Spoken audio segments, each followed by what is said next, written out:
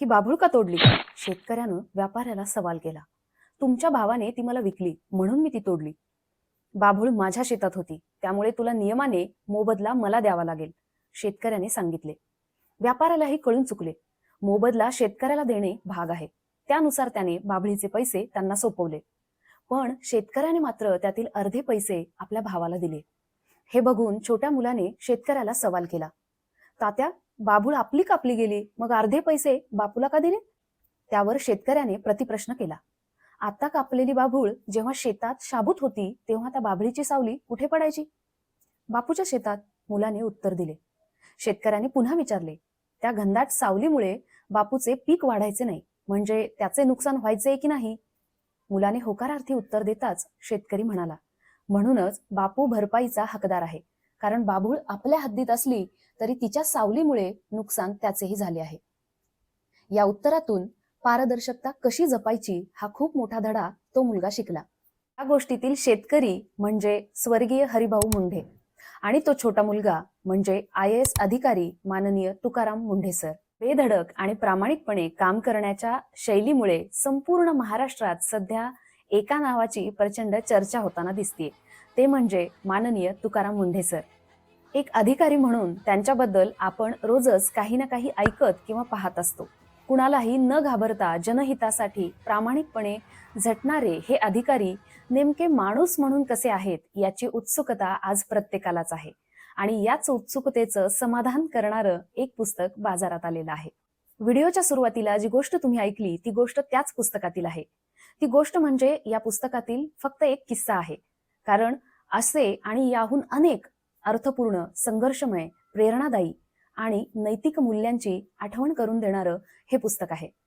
हे असं पुस्तक आहे ज्याने मराठी साहित्यातील अनेक रेकॉर्ड ब्रेक केलेले आहेत, कारण या पुस्तकाच्या 1,00,000 प्रतींचं प्रकाशनापूर्वीच प्री बुकिंग झालेलं होतं. सध्या संपूर्ण महाराष्ट्रात गाजत असलेल्या पुस्तकाबद्दल मी बोलतेय. ते पुस्तक आहे माननीय तुकाराम मुंढे सर यांच्या आयुष्यावर आधारित, म्हणजेच त्यांचं जीवनचरित्र. पुस्तकाचं नाव आहे तुकाराम. पुस्तकाचे लेखक आहेत शफी पठाण आणि पुस्तकाचे प्रकाशक आहेत न्यू इरा पब्लिशिंग हाऊस. आज याच पुस्तकाची समीक्षा मी करणार आहे. पुस्तकाकडे वळूया, पण त्यापूर्वी नमस्कार, मी साधना कसपटे महानूर तुम्हा सर्वांचं रेघोट्यामध्ये मनापासून स्वागत करते. जर तुम्ही चॅनलला सबस्क्राईब केलं नसेल तर सबस्क्राईब करा. अशा छान छान आणि नवनवीन पुस्तकांसाठी बेल आयकॉनवर क्लिक करायला विसरू नका.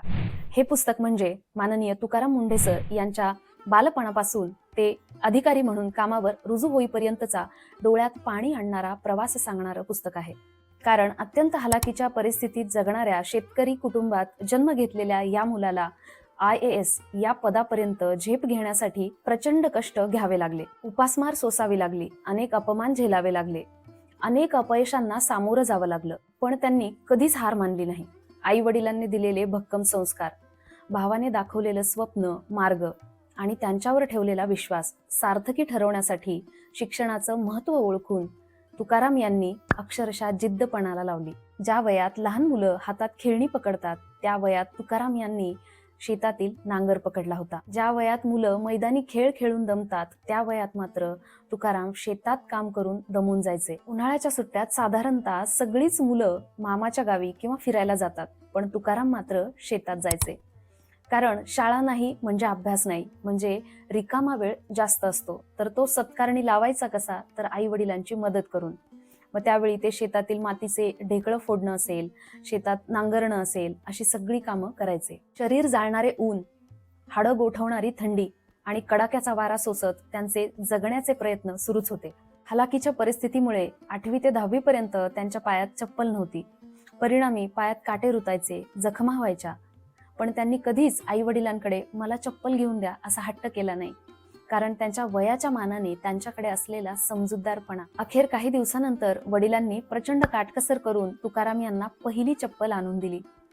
त्याचा त्यांना इतका आनंद झाला की आपण जर ही चप्पल पायात घातली तर ती खराब होईल, म्हणून कित्येक दिवस त्यांनी ती नवीन चप्पल जपून ठेवली, वापरलीच नाही. म्हणजे म्हणतात ना, अगदी बेसिक गोष्टींसाठी सुद्धा खूप प्रतीक्षा करावी लागली की त्या गोष्टी मिळाल्यानंतर जो त्याचा आनंद असतो, त्या वस्तूंप्रती, त्या गोष्टींप्रती जो काही आदर असतो तो खूप वेगळा असतो. आणि पुस्तकातील असे छोटे छोटे त्यांच्या संघर्षाचे, आनंदाचे किस्से वाचत असताना न कळत डोळे पाणावतात.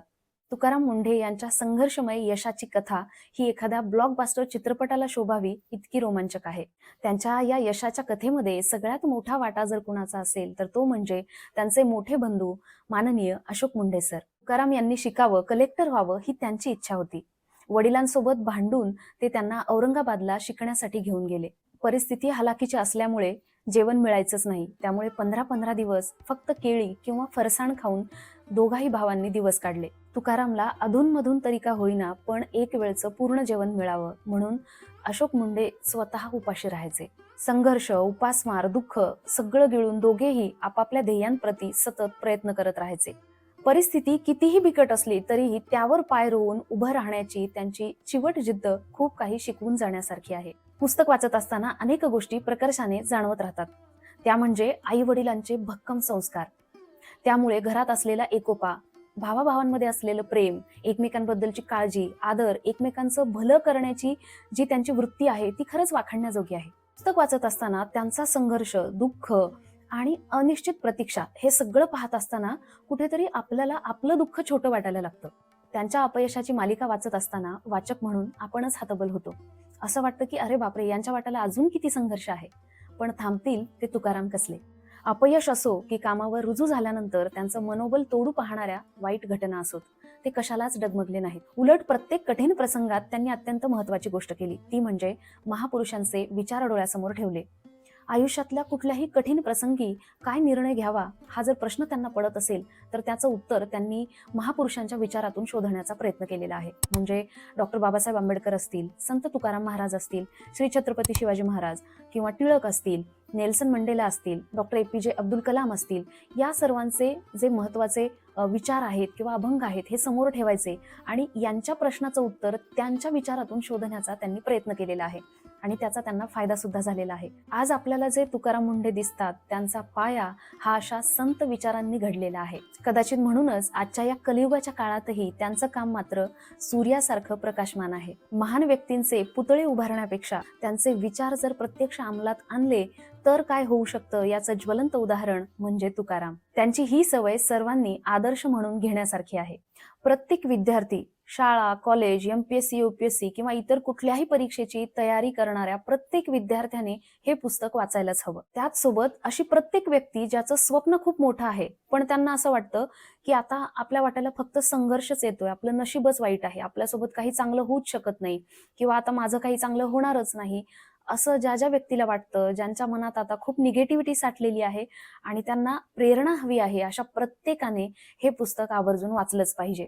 प्रचंड प्रेरणादायी असं हे जीवनचरित्र आहे. लेखक शफी पठाण यांचं हे पहिलंच पुस्तक आहे. खूप छान आहे, भाषा खूप साधी सोपी आहे, कुठेही शाब्दिक अलंकार वापरून प्रसंग फुलवण्याचा प्रयत्न केलेला नाही. अत्यंत प्रामाणिकपणे जे आहे जसं आहे तसंच त्यांनी लिहिलेलं आहे. कदाचित त्यामुळेच ते वाचकाला मनाला खूप भिडतं. प्रत्येक प्रसंग मनाला स्पर्शून जातो, ही या पुस्तकाची खासियत आहे. आणि हे पुस्तक वाचल्यानंतर सुद्धा असं वाटतं की पुन्हा पुन्हा वाचावं आणि आपल्या घरी कायमस्वरूपीसाठी संग्रही ठेवावं असं हे पुस्तक आहे. तुकाराम मुंढे हे अधिकारी म्हणून कसे आहेत हे आपल्या सगळ्यांना माहितीच आहे, पण माणूस म्हणून ते नेमके कसे आहेत, कसे घडले, त्यांच्या पूर्ण आयुष्याचा नेमका काय लेखाजोखा आहे तो सगळा आपल्याला लेखकामुळे कळू शकलेला आहे. त्यांनी एवढे प्रयत्न घेऊन हे पुस्तक लिहिलं म्हणून आज आपल्यापर्यंत तुकाराम मुंढे यांची ही संघर्ष यात्रा किंवा संघर्ष गाथा आपल्यापर्यंत पोहोचू शकली, त्याबद्दल लेखकाचे खूप खूप आभार. पुस्तकाचं मुखपृष्ठ परफेक्ट आहे, यापेक्षा वेगळं मुखपृष्ठ कल्पना नाही करू शकत. कुठलीही दिग्गज व्यक्ती घडण्यामागे अनेकांचे हातभार लागलेले असतात.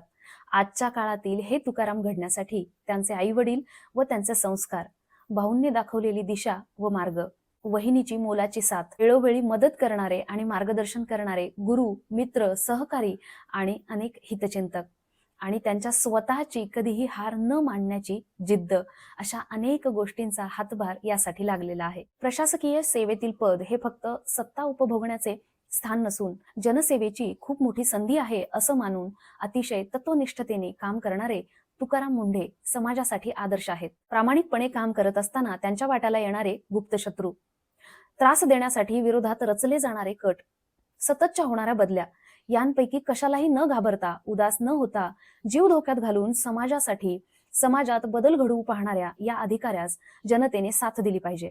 IAS अधिकारी माननीय तुकाराम मुंढे सरांना व त्यांच्या कार्याला माझा सलाम. ज्यांना पुस्तक खरेदी करायचं असेल त्यांच्यासाठी मी कमेंट बॉक्समध्ये पुस्तकाची लिंक दिलेली आहे, त्यावरून तुम्ही पुस्तक मागवू शकता. तर मित्रांनो, कसा वाटला रिव्ह्यू हे मला नक्की आवर्जून कमेंट करून सांगा. आवडला असेल तर व्हिडिओला लाईक करा, शेअर करा, चॅनलला सबस्क्राईब करा आणि महत्त्वाची गोष्ट, येणाऱ्या व्हिडिओजमध्ये कुठल्या नवीन पुस्तकांची तुम्हाला माहिती हवी आहे, कुठल्या नवनवीन पुस्तकांचा रिव्ह्यू तुम्हाला हवा आहे, ते सुद्धा मला कमेंट बॉक्समध्ये सांगत चला. भेटूया लवकरच. तोपर्यंत धन्यवाद.